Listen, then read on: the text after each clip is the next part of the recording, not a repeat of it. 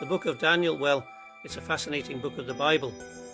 It combines stories of faith and visions of future events, showcasing the trials and triumphs of Daniel and his friends. When was it written? Around 530 BC. Who wrote it?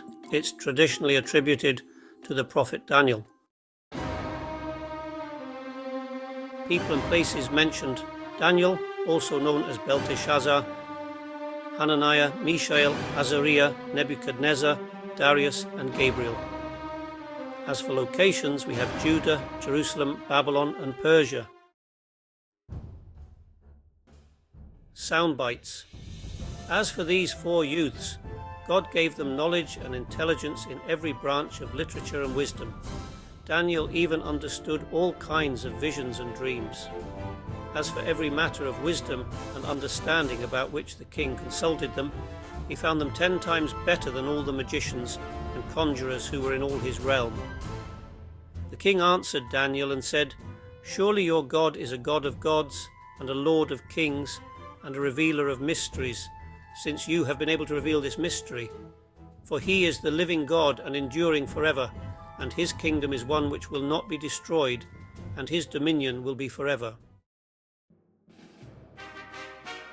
The Messianic link. Messiah is the Son of Man, as mentioned in chapter 7, verses 13 to 14. He is the stone that smashes the kingdoms and the everlasting kingdom, as described in chapter 2, verses 34 and 44.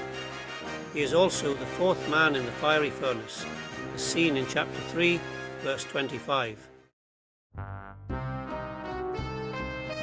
This book follows the visions and ministry of Daniel after he has been deported to Babylon by King Nebuchadnezzar. The first chapter begins with the appointment of Daniel and his 3 friends, Hananiah, Mishael, and Azariah, into the royal court of Nebuchadnezzar. They are taken on as wise men or advisors to the king. In the second chapter, Daniel interprets a disturbing dream that Nebuchadnezzar has, thereby leading to the promotion of Daniel to chief prefect. Chapter 3, however, sees Daniel's 3 friends, renamed Shadrach, Meshach, and Abednego, thrown into a furnace for their refusal to worship the golden statue, only to be saved by God and the 4th man in the furnace with them. King Nebuchadnezzar acknowledges Daniel's God in chapter 4 and goes mad for 7 years according to the word spoken by Daniel.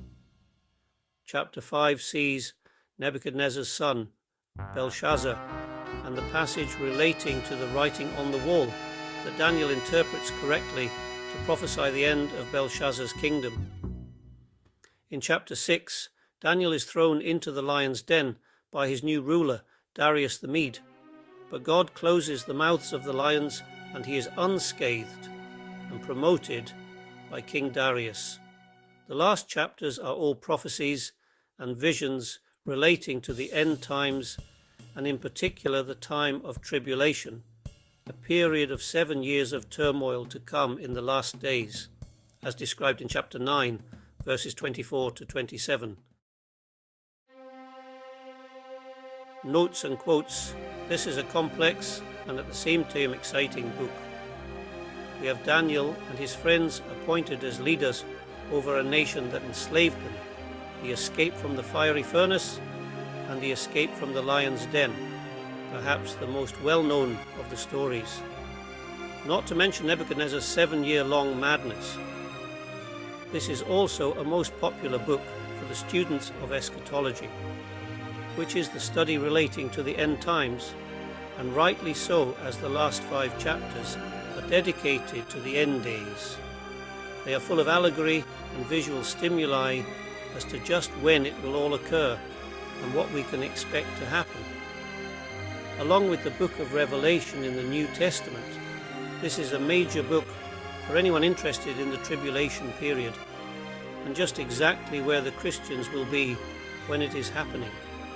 Are you pre, mid, or post-tribulation? That is the question. Thanks for dropping by. Please like and subscribe to see more Bible summaries and studies